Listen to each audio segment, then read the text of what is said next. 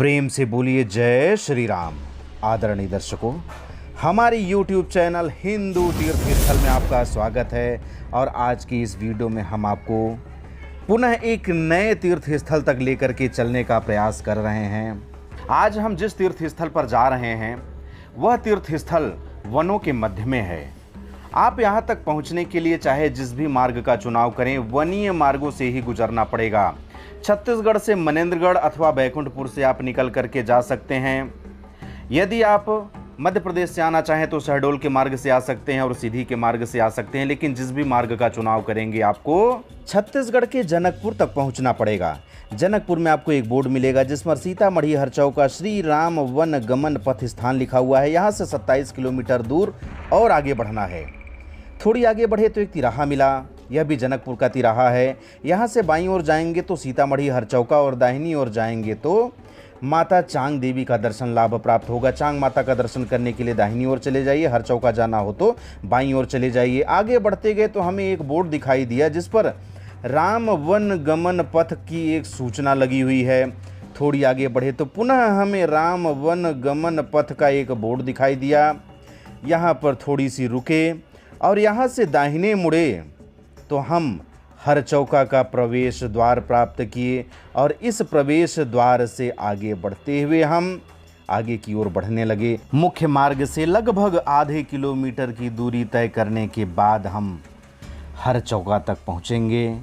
इस दूरी को तय करते हुए अंततः हम हरचौका तक पहुँचे। सबसे पहले हमें सीता चौका नाम से एक स्थान दिखाई दिया। चूँकि यहाँ पर ताला बंद था इसलिए हम अंदर प्रवेश नहीं कर पाए।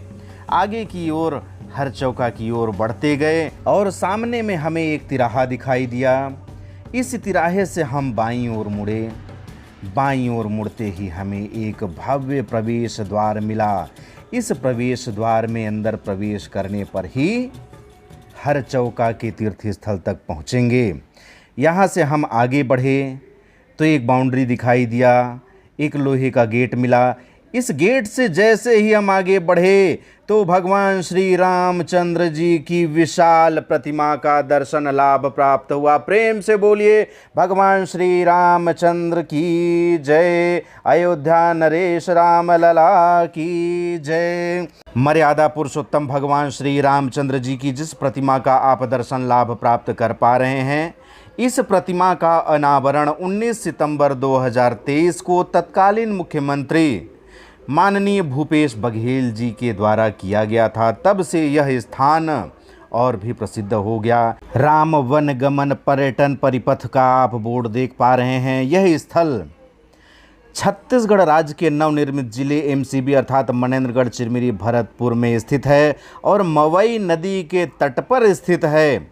ऐसा कहा जाता है कि भगवान श्री रामचंद्र जी अपने वनवास काल में छत्तीसगढ़ में इसी स्थान पर प्रवेश किए थे और यही वह स्थान है जहां पर माता सीता पहली बार छत्तीसगढ़ की भूमि पर भोजन बनाई थी। यह प्रतिमा 25 फुट ऊंची है और भेड़ाघाट से लाई गई प्रतिमा स्थापित है। आप भगवान श्री रामचंद्र जी के 25 फुट ऊंचे इस दिव्य भव्य प्रतिमा का दर्शन लाभ प्राप्त कर पा रहे हैं। यदि आप भगवान श्री राम के भक्त हैं तो अपना रिएक्शन इस वीडियो के कमेंट बॉक्स पर लिख करके अवश्य दीजिएगा। आप कहां से आए हैं? मैं अपने घर से आया हूं। आपका नाम क्या है? नंदन तिवारी। तो आप यहाँ कहाँ आए हैं? किसका दर्शन करने आए हैं? राम जी का। राम जी कहाँ हैं? खड़े हैं। अच्छा, ये खड़े हैं। हाँ। राम जी का दर्शन कर लिए आप? हाँ। और राम जी का पूजा किए? हाँ। आप राम जी से क्या बोले? खूब बुद्धि दीजिएगा। खूब बुद्धि दीजिएगा। हाँ। अच्छा, आप किसके साथ आए हैं? मैं पिताजी के साथ आया हूँ। आपको दर्शन करके कैसा लगा? बहुत मजा आया। चलो ऊपर चलते हैं, राम जी के दर्शन करके आते हैं। राम जी खूब बड़े हैं। चलो राम जी का दर्शन करते हैं। जय श्री राम। हम मंदिर आ गए। हम राम जी के मंदिर आ गए। हम माता के दर्शन करने आ गए। वो दादी खाना निकाल रही है, चलिए वो नदी उधर चलती जा रही है। इस नदी का नाम मवई नदी है। इसके पीछे किंवदंती यह है कि जब माता सीता आई तो यह हुआ माँ आई और वह किंवदंती होते होते अपभ्रंश होते होते मवई हो गया। जहाँ पर भगवान श्री रामचंद्र जी स्थापित हैं उनसे थोड़ी सी आगे हम बढ़े तो माता दुर्गा का दर्शन लाभ प्राप्त हुआ। माता दुर्गा का दिव्य भव्य दर्शन लाभ प्राप्त करने के बाद हम पुनः थोड़ी आगे बढ़े तो यहाँ पर कुछ अलग सा प्रतीत हुआ। हम आगे बढ़ते गए और बढ़ते बढ़ते अंततः हमें एक गुफानुमा आकार दिखाई दिया। हमारी उत्सुकता बढ़ती गई। हम और आगे बढ़ते गए तो हमें एक पंडित जी पूजन करते हुए प्रसाद देते हुए दिखाई दिए। भगवान श्री राम का दिव्यतम दर्शन पाने के बाद हम थोड़ी सी जब आगे बढ़े तो वहाँ से हमें कुछ भी समझ में तो नहीं आ रहा था, फिर भी हम आगे बढ़े। जब आगे बढ़े तो हमें एक गुफानुमा आकार दिखाई दिया। हमारी उत्सुकता और बढ़ने लगी। हम और आगे बढ़ते गए तो वास्तव में हमें एक गुफा दिखाई दिया। सीढ़ी से उतरकर हम नीचे आए। यहाँ पर पंडित जी बैठे हुए थे। पंडित जी से यहाँ के बारे में हम जानकारी चाहेंगे। पंडित जी हर हर महादेव। जी सर। पंडित जी आपका नाम बताइए। अजय कुमार पांडे। आप यहीं से लोकल हैं? जी, ग्राम हरचौक का हूँ। यहाँ पर आप कब से हैं? यहाँ तो सर जब से मेरा जन्म है। पहले मेरे बब्बा रहते थे पुजारी, बब्बा फिर ख़त्म हुए, चाचा रहते हैं, मैं रहता हूँ। अच्छा, इस स्थान की महिमा क्या है? ये महिमा सीतामढ़ी नाम से जाना जाता है। कालिका महारानी सातों बहनी देवी दाई हैं। दुर्गा माता, शारदा माता, दुर्पता, दर्शनी, हिंगलाज सातों बहनी एक साथ में मूर्तियां हैं जिनके नाम से ये सीतामढ़ी हमारा प्रसिद्ध है। और साथ में 12 ज्योतिर्लिंग शंकर जी हैं, अलग अलग कक्ष में स्थापित हैं जो 12 ज्योतिर्लिंग। 12 ज्योतिर्लिंग पूरे यहाँ पर हैं। 12 ज्योतिर्लिंग। तो ये कहाँ ये जो पूरे दिख रहे हैं यहीं पर हैं? 5 इधर हैं, बाकी 7 कमरे उधर हैं। काल भैरवी हैं, चांग माते हैं, लक्ष्मी माता हैं, गणेश जी हैं, बूढ़े देवते हैं। और 7 देवियों के जो बता रहे हैं वो किधर हैं? उधर हैं सर, वो बाउंड उस साइड जाने में। अच्छा, उधर जाके जी मिलना पड़ेगा। जी जी। अभी बाबा बैजनाथ का दर्शन लाभ प्राप्त कर पा रहे हैं। बाबा बैजनाथ झारखंड में स्थापित हैं। आप गौर से देखिए, जलाधारी स्क्वायर में है, अर्थात चौकोर है। वर्तमान में जहाँ कहीं भी आप जलाधारी देखते होंगे गोल होता होगा। त्र्यंबकेश्वर का दर्शन लाभ प्राप्त कर रहे हैं। यहाँ भी चौकोर जलाधारी है। यह प्राचीन जलाधारी है। जब सृष्टि का विकास हो रहा था उस समय की जलाधारी है। विश्वेश्वर जो कि भगवान विश्वनाथ के नाम से काशी में स्थापित हैं। यहाँ भी आप देख पा रहे हैं चौकोर जलाधारी ही है। पूरी जलाधारी यहाँ पर चौकोर है। भीमा शंकर का दर्शन कर पा रहे हैं जो कि महाराष्ट्र में स्थापित हैं। यहाँ भी चौकोर जलाधारी। कुल मिलाकर यहाँ पर सभी शिवलिंग चौकोर जलाधारी के साथ स्थापित हैं। केदारेश्वर जो कि उत्तराखंड में केदारनाथ पर्वत पर स्थापित हैं। केदारेश्वर महाराज का आप दर्शन लाभ प्राप्त कर पा रहे हैं। आगे बढ़े तो यहाँ पर बरम बाबा और बगल में ही बंदर के रूप में हनुमान जी का दर्शन लाभ प्राप्त होता है। यहाँ पर हनुमान जी और बरम बाबा बैठे हुए हैं। फिर यहाँ से हम आगे बढ़ते गए तो यहाँ पर कुछ और भी चीज़ें दिखाई देती गईं। एक सुरंगनुमा रास्ता मिला। हम आगे बढ़ते गए तो वहाँ पर और भी अद्भुत चीज़ें दिखाई देने लगी। रामेश्वरम शिवलिंग का दर्शन लाभ प्राप्त हुआ। यह भी चौकोर जलाधारी के साथ ही हैं। आगे बढ़े तो घुश्मेश्वर जो कि महाराष्ट्र में ही है। ये भी आप देख पा रहे हैं कि चौकोर जलाधारी के साथ स्थापित हैं। आगे बढ़े तो गणेश महाराज जी का दर्शन लाभ प्राप्त हुआ। सर्वप्रथम इन्हीं की पूजा की जाती है, उसके बाद किन्हीं देवी देवता की पूजा हो पाती है। यहाँ पर हमें एक कंटीला झूला दिखाई दिया। ऐसा माना जाता है कि माता कालिका इस झूला पर आकर बैठती हैं और झूला झूलती हैं। जब हम इस स्थल तक पहुँचे तो यहाँ पर कुछ व्यक्ति दिखाई दिए जो भजन करते हुए मिले।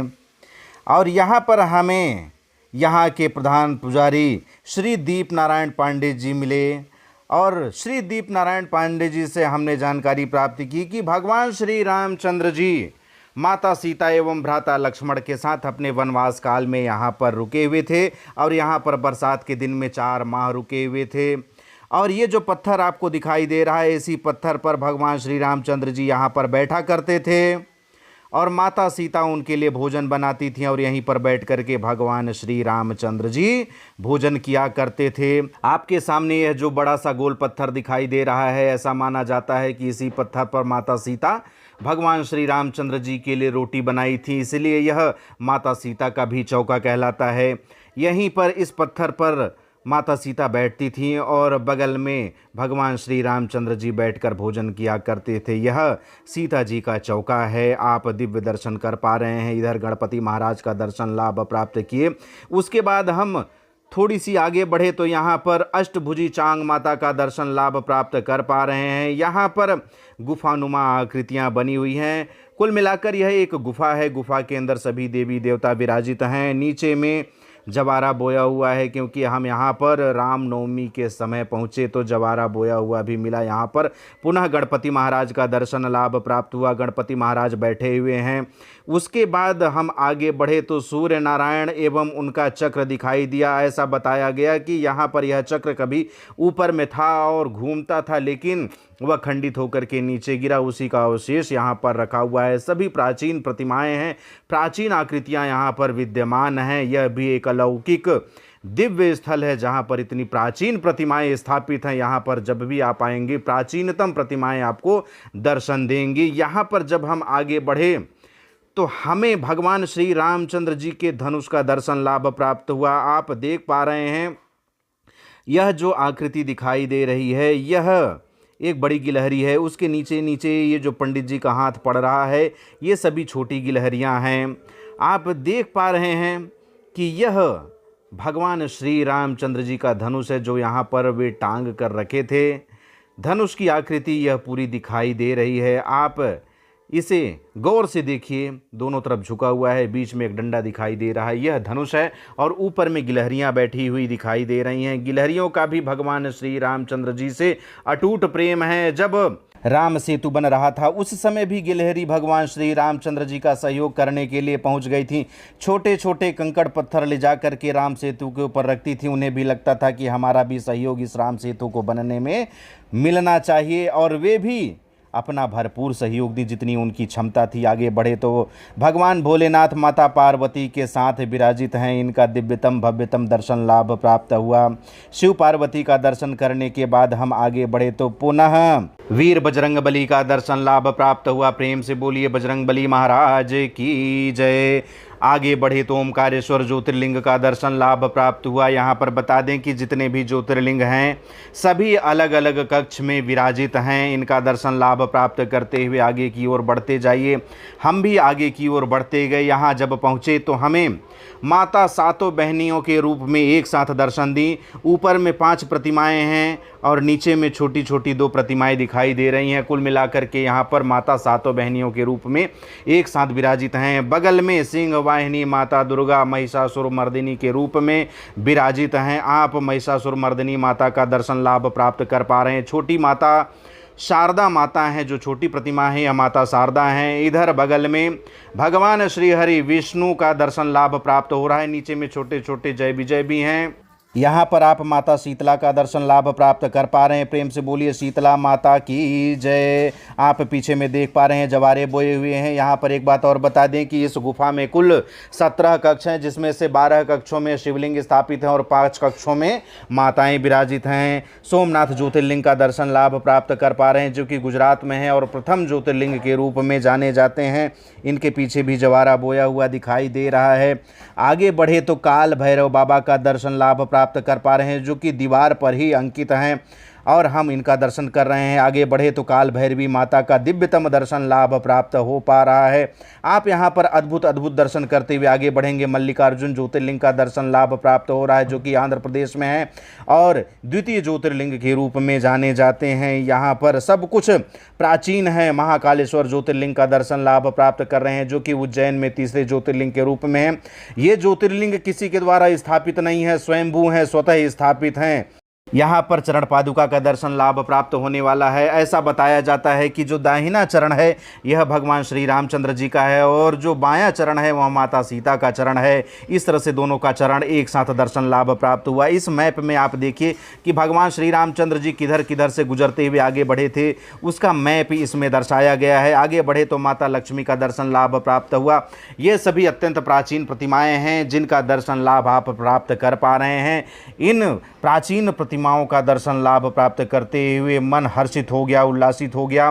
सामने में दोनों तरफ रिद्धि सिद्धि का दर्शन लाभ प्राप्त होता है, रिद्धि सिद्धि विराजित हैं। आप यहाँ पर रिद्धि माता का दर्शन लाभ प्राप्त कर पा रहे हैं, तो दूसरी तरफ आप माता सिद्धि का दर्शन प्राप्त कर पा रहे हैं। यहाँ पर पुजारी जी के द्वारा बताया गया कि यह गुफा कभी पूरी तरह से पैक था, ऊपर से चट्टानों से बंद था, लेकिन मवई नदी के बाढ़ ने ऊपर से चट्टानों को तोड़ दिया और ये गुफा सबके सामने आ गया।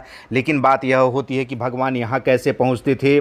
तो यह जो छिद्र दिखाई दे रहा है, लाइट के ऊपर से जो छेद दिखाई दे रहा है, यहीं से भगवान श्री राम नीचे की ओर आते थे और गुफा में प्रवेश करके गुफा में अपना निवास बनाए थे और यहीं भगवान भोलेनाथ का पूजन किया करते थे। इन दीवारों, इन स्तंभों पर देखिए प्राचीन लिपि में कुछ लिखा हुआ है। यह लिपि कौन सी है पढ़ने में तो नहीं आ रहा है, लेकिन सभी दीवारों पर, स्तंभों पर कुछ न कुछ अवश्य लिखा हुआ है जो हमारे समझ से बाहर है। और यह प्राचीन काल से ही ऐसा अंकित किया हुआ है, इसे किसी ने बनाया नहीं है। यहाँ पर जो भी है सब कुछ प्राकृतिक है। महाराज जी, ये जो गुफाएं बनी हुई हैं, इन गुफाओं के बारे में जानकारी कब से प्राप्त हुआ, किनको ये पता चला, ऐसा कोई जानकारी है क्या आपके पास? हाँ सर, ये जानकारी हमारे पास, ये सियान पूर्वजों ने हमारे कई पीढ़ियों से यहाँ पूजा करते चले आ रहे हैं। गांव के भी हमारे बुजुर्ग लोग तो ये बता रहे, पूरा ये गुफा जो है पूरा बंद था श्रीमान जी। और यहाँ 36 कमरा थे पहले, बहुत कमरा टूट गए।